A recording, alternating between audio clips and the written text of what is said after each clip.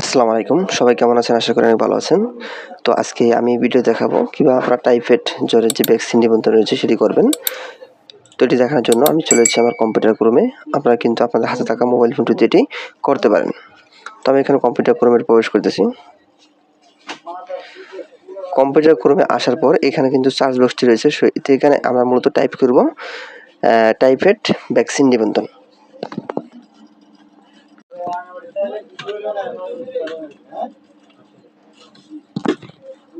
আমি কিন্তু এখানে দেখতে পাচ্ছি অলরেডি আমার টাইফয়েড ভ্যাকসিন নিবন্ধন যেটি রয়েছে সেটি কিন্তু এখানে দেখাচ্ছে।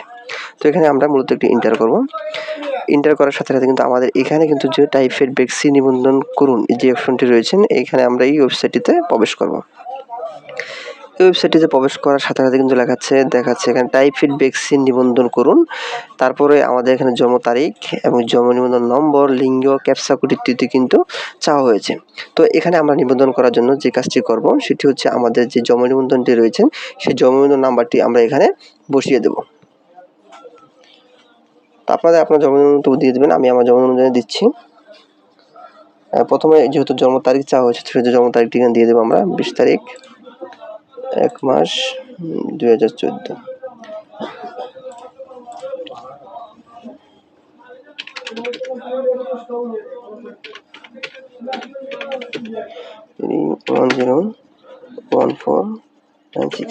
তো এখানে জন্ম নাম্বারটি আর জন্ম তারিখ কিন্তু অবশ্যই সঠিক দিতে হবে, নাহলে কিন্তু এটি আমাদের নিচে তথ্যগুলো শো করবে না। তো এখানে লিঙ্গের যত নারী আমি নারী দিয়ে দিলাম। এখানে ক্যাপচা কোডটি একটি চাওয়া হয়েছে, তো এখানে ক্যাপচা কোডটি আমি যেভাবে আছে সেভাবে আমরা ক্যাপচা কোডটি এখানে দিয়ে দেব।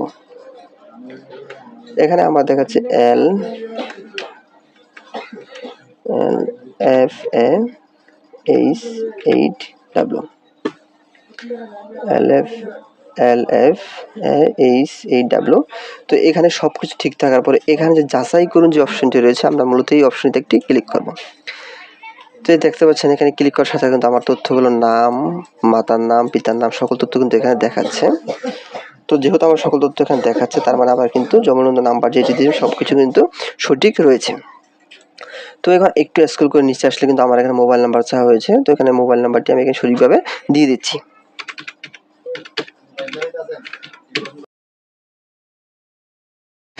এখানে বিভাগটি রয়েছে, আমি বিভাগ চট্টগ্রাম। তো এখানে আমার জেলা চাওয়া হয়েছে, তো জেলাটি আমি দিয়ে দিয়েছি। তারপর রয়েছে উপজেলা, তারপর হচ্ছে পুরসভা নাকি ইউনিয়ন, নো পুরসভা। যেহেতু আমি পুরসভা আন্ডারে না সেক্ষেত্রে নো পুরসভা দিয়েছি। তো এখানে যদি নেটওয়ার্ক ইরর লেখাটি থাকে তার মানে আমার নেট সমস্যা সার্ভারে। তো এখানে আমি একটু স্ক্রল করে আবার দেখতেছি, নো পুরসভা দিয়ে দিলাম। এখন কিন্তু চলে এসেছে। তো এখানে আমার যে ইউনিয়নটি রয়েছে সেই ইউনিয়নটি কিন্তু এখানে আমি দিয়ে দিয়েছি। তারপরে চাওয়া হয়েছে ওয়ার্ড নাম্বার। তো আপনি যত নম্বরে থাকবেন অবশ্যই ওয়ার্ড নাম্বারটি দেবেন। যদি ওয়ার্ড না থাকে নো নিউ ওয়ার্ড এই অপশনটি ক্লিক করবেন। তো আমি যেহেতু 9 নম্বর রয়েছে 9 নম্বরটি দিয়ে দিলাম। এখান থেকে গ্রামটি অবশ্যই আপনারা ইংলিশে দিয়ে দেবেন গ্রামটি। এখানে গামাডালা দিচ্ছি। আর রোল নম্বর যেহেতু আমার কাছে এখন বর্তমানে নেই সেক্ষেত্রে দিতে পারেন, না দিতে পারেন। যেহেতু আমার কাছে আছে তো সেক্ষেত্রে আমি এটি দিয়ে দিচ্ছি। তারপরে এখানে যে সাবমিট অপশনটি দেখতে পাচ্ছেন এই সাবমিট অপশনটিতে আপনার একটি ক্লিক করব। তো এখানে ক্লিক করার সাথে নেটওয়ার্ক ইরর দেখাচ্ছে, তো এটি নেট সমস্যা। আবার আমি এখানে সাবমিটতে ক্লিক করব। তো ক্লিক করার সাথে সাথে কিন্তু দেখতে পাচ্ছি আমার এখানে লোড নিচ্ছে। তো আমি একটু কথা বলে নিই, সেটা হচ্ছে এই সার্ভারটিতে কিন্তু বর্তমানে খুব লোড নিচ্ছে, কারণ এটি কিন্তু পুরো বাংলাদেশ ব্যাপী এখন আবেদন গ্রহণ করা হচ্ছে।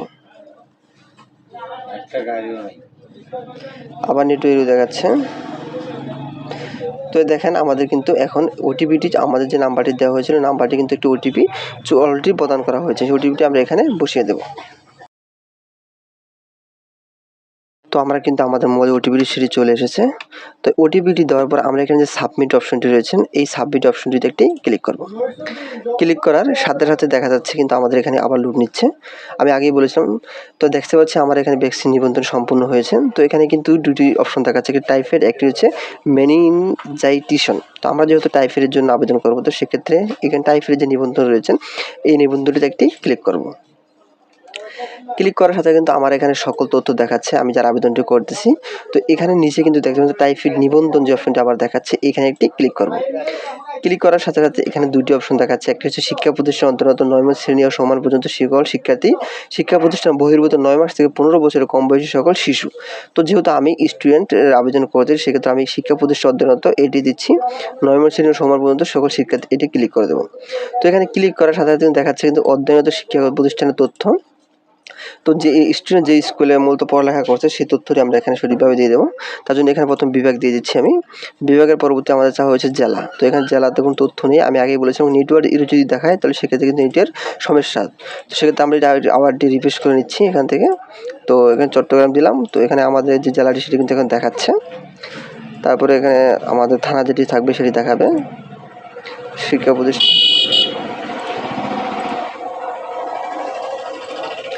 আপনারা কিন্তু এখানে সঠিকভাবে আপনাদের তথ্যগুলো সেগুলো এখানে সঠিকভাবে দিয়ে দিবেন। তারপরে হচ্ছে কোন শ্রেণীতে অধ্যয়নরত আছে 5 নং শ্রেণী। তো আমার সকল তথ্য কিন্তু এখানে সাবমিট করে দিয়েছি আমি। তো স্কুলের যে প্রতিষ্ঠানের তথ্যগুলো, তো এখানে সবকিছু সঠিক থাকার পরে আমরা যে কাজটা করি সেটা হচ্ছে এখানে সাবমিট যে অপশনটি দেখতে পাচ্ছি, সাবমিটে একটি ক্লিক করে দেবো। সরি।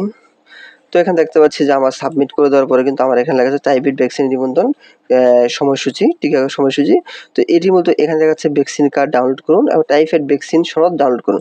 সনদ কিন্তু এখন ভিজিবল রয়েছে। আমাদের যে টাইফয়েড সেটি কিন্তু এখন দেখাচ্ছে আনেবল। তো আমরা এখানে ক্লিক করলে কিন্তু আমাদের যে কাঙ্ক্ষিত যে টিকা কার্ডটি সেটি কিন্তু আমরা এখান থেকে ডাউনলোড করতে পারছি। তো আমাদের ডাউনলোডই হয়ে গেছে। তো আশা করি আপনারা সম্পূর্ণ ভিডিওটি বুঝতে পেরেছেন। তো যদি কারো সমস্যা থাকে অবশ্যই কমেন্ট করে জানাবেন।